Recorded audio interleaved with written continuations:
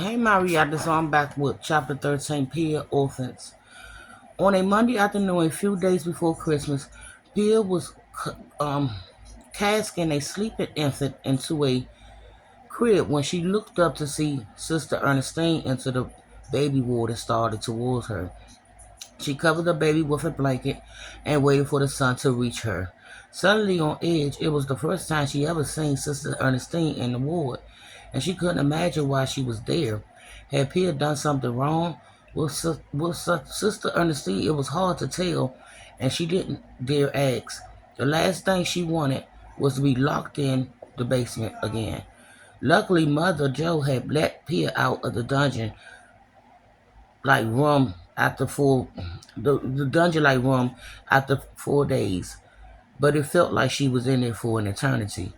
She never forgot she never forget the dark shadows that had swallowed the cramped chamber as the weak light coming through the tiny window faded, leaving a blackness so complete she couldn't see her hand in front of her face. Even now she could still see and hear the rats scurrying along the rock floor and feel the bones chilling cold. And no matter how many times she washed her head with cold water and lye soap, she could still smell the stale urine and mold from the straw mattress wafting from the pillow like a Chloe phantom perfume. She chewed the inside of her cheek, wondering what Sister Ernestine wanted. Sister Ernestine came to a halt a few feet away, stomping so abruptly her wide chin shook. "Come with me, Miss Lane," she said. Then she turned and headed back to the door. Pierre glanced over her shoulders at Edom, who was in the rocking chair feeding a baby to make sure. Why is that TV keep getting dark? To make sure. Wait a minute. To make sure she knew she wasn't abandoning her, and to see if she too was surprised by Sister Ernestine's appearances. Edith jerked her chin in the air so acknowledged to acknowledge that what was happening, but as usual, her face was impossible to read. Pierce took a deep breath and followed Sister Ernestine out the baby ward, down the long corridor, and into another hall. She couldn't imagine where they were going. When they turned left towards the front foyer, instead of the right towards the other wards, her heart beat faster. She hadn't been in the foyer since her arrival. Was Mother Joe finally going to release her? Was Vader there, waiting to take her away? Had someone found Ollie and Max? Sister Ernestine unlocked the door to the foyer and held it open, her face a blank stare. Pierre hurried through it and scanned the room. Her eyes darted from the front entrance to the reception desk and back again. Vader was nowhere to be seen. Neither was Mother Joe. A nurse waited at the reception desk, her dirty blonde hair neatly combed into a low bun behind her military-style hat. She had a baby in her arms. Pierre gasped and ran towards her. An overwhelming mix of relief and terror rushed through her chest. Someone had found one of the twins, but where was the other one? When the nurse saw Pierre hurrying towards her, her eyes went wide. She took a step back and clutched the baby protectively to her chest. Pierre reached for him, but the nurse pulled him away. Pierre couldn't imagine what she was doing. Why wasn't she giving her the baby? She stood there panting and fighting the urge to rip her brother from the stranger's arm. "It's all right," Sister Ernestine said to the nurse. "Pierre helps here, for the baby's here at St. Vincent's. You can give him to her." "But the nurse said, she's just a child herself." Sister Ernestine sighed long and loud. "I can't assure you, nurse," she said. "I'm sorry, but you neglected to mention your name." A strange expression distorted the nurse's features as if she. Wait a minute. Wait a minute, y'all. As if she suddenly forgotten how to speak. Then the odd look was gone so quickly as it appeared, replaced by something that resembles apprehension. "I'm sorry, sister," she said. "Please forgive me. I'm Nurse Wallace." "Well, Nurse Wallace," Sister Ernestine said, her tone short, "I can assure you it's perfectly fine to give the child to Pia. I wouldn't have brought her out here otherwise." Nurse Wallace eyed Pia wearily, then reluctantly handed her the baby. Pia gathered the warm bundle in her arms, a soft laugh escaping her throat. She looked down at the face and rubbed a hand over the top of the head. Her flooded eyes blurred her vision.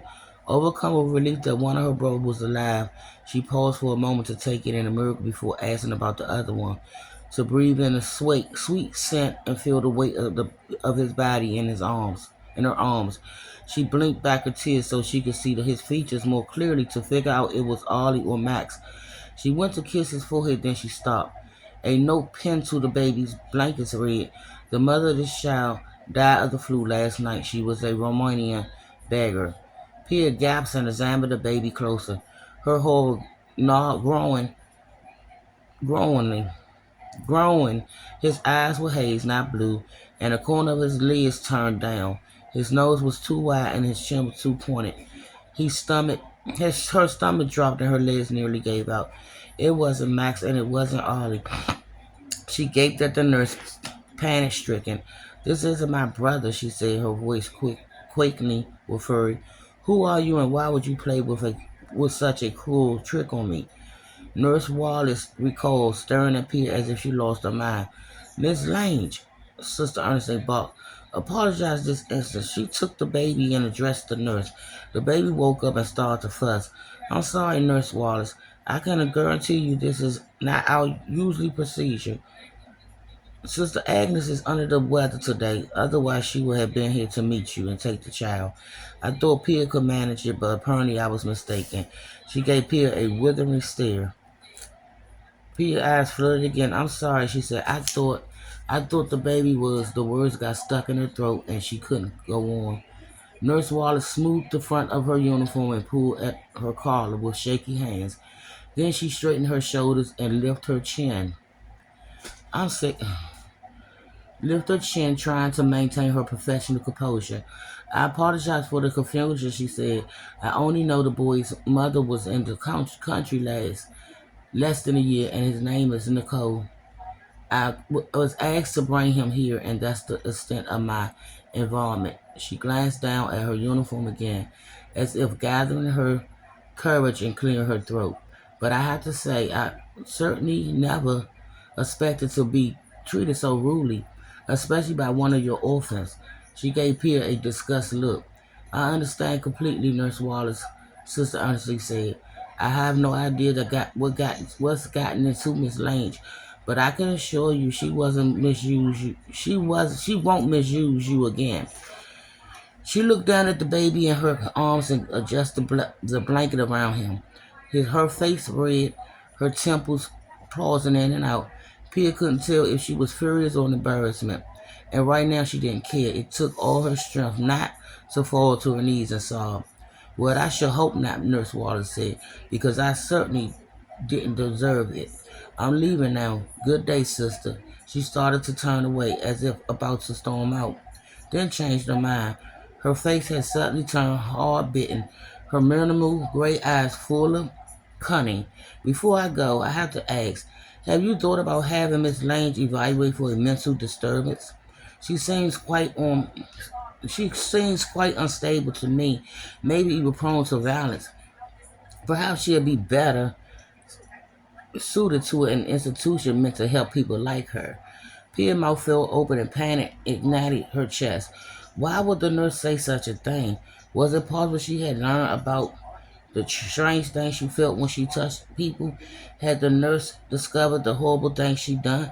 "No," she said louder. Then attended. "I'm not crazy, I just thought." She hesitated and lowered her voice, choosing her words carefully. "I'm sorry for shouting to you, Nurse Waters. It's just I don't know where my brothers are.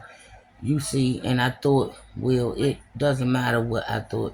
I was mistaken, and I hope you accept my sincere apologies for my offense behavior." Nurse Waters looked down her nose at Pia. "I suppose I will accept your apology," she said. "You're just an insolent child after all.